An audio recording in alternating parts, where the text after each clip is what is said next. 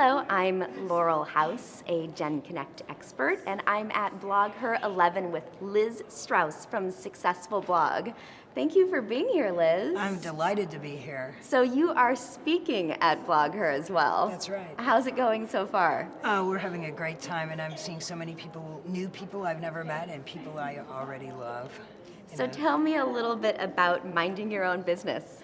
Oh, that's the name of the track that we're in, and it's for the people who want to build a business from their blog or extend the business that they're building. The session that we're doing is on peer networking, and it's actually subtitled "All Boats Rise." So we're going to be talking about how do you even start to build a peer network?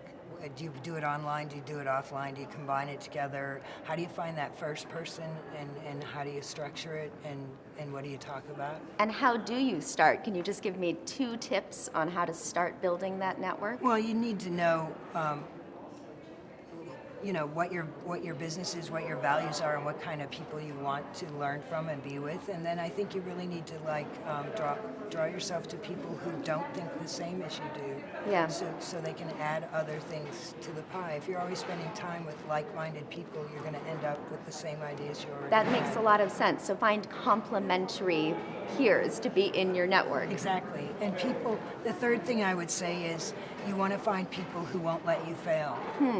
Who live not to let you fail, who love you enough that they won't let you fail. And I think what's interesting about that is you really have to examine yourself and look at what your weaknesses are and admit them in order to look out for the people who can compliment you and support you. Exactly, yes. And that can be hard for people to do. Well, yeah, it is, but it's really fulfilling when you do it. Yeah, that makes really a lot of is. sense. So what about page to stage? Can you tell me a little bit about that? Are you talking about writing on a blog and becoming a speaker? Yeah. I mean, you said that you're a little bit of an introvert. So going from behind the computer to then in front of hundreds, maybe even thousands of people. Yeah. Well, it's not that different.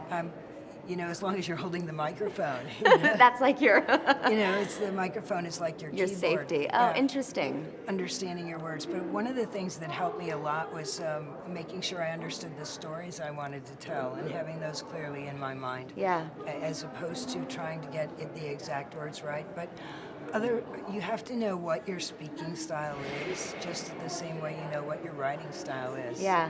And to understand that often online, writing is about conversation. I write a bit and then you respond in the comment box.